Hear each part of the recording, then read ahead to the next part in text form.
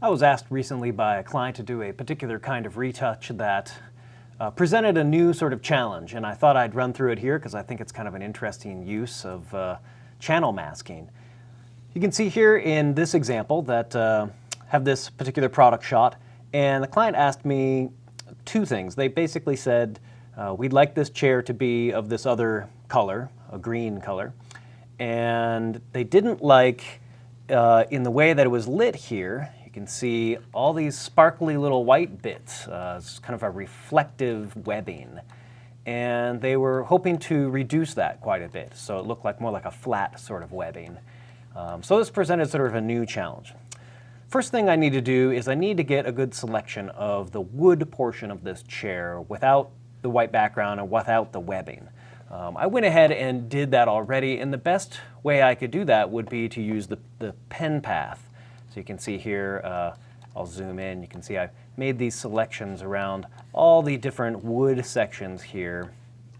And in this particular shot, I went ahead and I avoided these shadows, mainly because when I click and get a sample of these shadows and take a look at it, you can see that it sits sort of in this red spectrum. And when I go to apply the new color, I'm hoping that it'll remain holding these shadows, but it'll pull some of the green tone in there, and it'll be, shadow, but in the green spectrum. So I basically, make these selections of the wood, avoiding these shadows, using the pen tool, just because it's the most accurate with something that's, kind of hard-edged like this. So with that selection, first thing I need to do now is I need to basically, the idea here is I need to get a really good selection of just the webbing so that we can change the color first. And to do that, I've got a selection now of just the wood, so I'll be able to subtract that away. And now what we need is a selection of just the white background. And I'm going to come up here to where it says point sample, and I'm going to choose 11 by 11, and I'm going to choose a fairly high tolerance, something like 40. And I'm going to come in here and adding to that selection, I'm going to go ahead and try to get a pretty good overall base selection of this information down here. And I'm going to zoom in to the floor here to make sure that I get a pretty clean selection here. And I'm adding to this selection here. There we go, that looks pretty close. Go. And you can see it's picked up some areas here that I'll need to finesse. So I'm going to go ahead and get my polygonal lasso tool and select this area, because I'm looking to not be picking up these tones in the chair. I'm really just trying to get a selection of my background. So I can come in here and right now I'm subtracting from the selection, but I'm eventually going to be inversing the selection a number of times throughout this process. That's pretty good for what I'm trying to do here. Excellent. So I've got now a selection of what looks to be just the background area. I'm going to inverse that selection so that I have the chair, and now I'm going to come to my paths and I'm going to hold the Command and Option key, and I'm going to subtract these paths from the selection. And you see now I have a selection of just the webbing. It's subtracted away the background, and with my pen path I was able to subtract away the wood. So now I have a selection of just this webbing, and I'm going to go ahead and save this selection. Select Save Selection. I'm going to call it Webbing. Say OK. Good. So now I have this webbing file in my channels palette. So the next thing I need to do now is I need to duplicate my file. And I'm going to come over here to Image, Duplicate. And I'm going to call this LAB. Get this duplicate going here, and I'm going to convert the mode of this file over to LAB mode. In this instance, I'm really looking to get at these channels here for this file, this LAB file on the left. And you can see my A and my B are where my color lives, but the lightness channel is just luminosity, and that's really what I'm after. I am after trying to create a channel selection of just these little white bits in here. That's what I want here out of this. So I'm going to go ahead and click back on my main chair file, the one that I'm doing all this work with. And I'm going to come up here to Image, Calculations, and here I'm going to choose that LAB file, LAB color, in the lightness channel, and I'm going to blend this to the red channel, and I'm going to use, in this case, linear light to get a nice contrasty channel where I'm really just trying to extract out those little white bits of reflectivity in the chair. I'm going to pump this out as a new channel at 100%, click OK, and there we have it. So I'm going to call this white bits. I have a webbing shot, this white bits shot. Now what I need to do is kind of further get down to just the nitty-gritty. I don't want all this other information happening here. The white here will be selected. I just really want the white parts of the webbing to be selected. So first thing I need to do is I need to invert this webbing channel here. And then I'm going to command click my white bits. And from there I can subtract from the selection this file, this channel, the webbing channel, which you can see if I zoom in gives me a selection of all these little white bits here, and just those little white bits, not the background or anything else.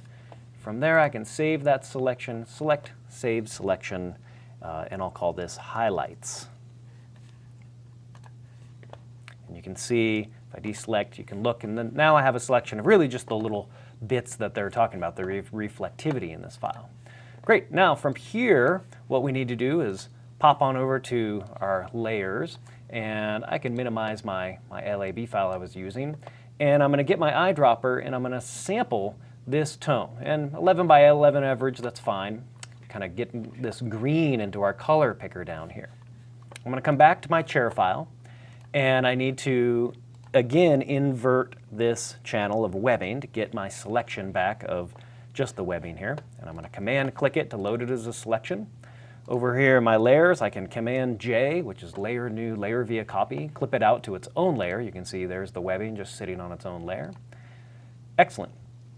From there, I can desaturate this, image adjustments desaturate, and I'm going to create a new blank layer at the top and come back to my channels, command click that webbing again to load that as a selection. That's the area that I'm going to apply this. And when I go to edit, fill, I can choose color here, and I can come back over to this swatch, click on it. That's my swatch that I'm looking for. Click OK, and when I click OK here, it fills in that selection on that blank layer. You can see it's pretty flat looking, not so attractive.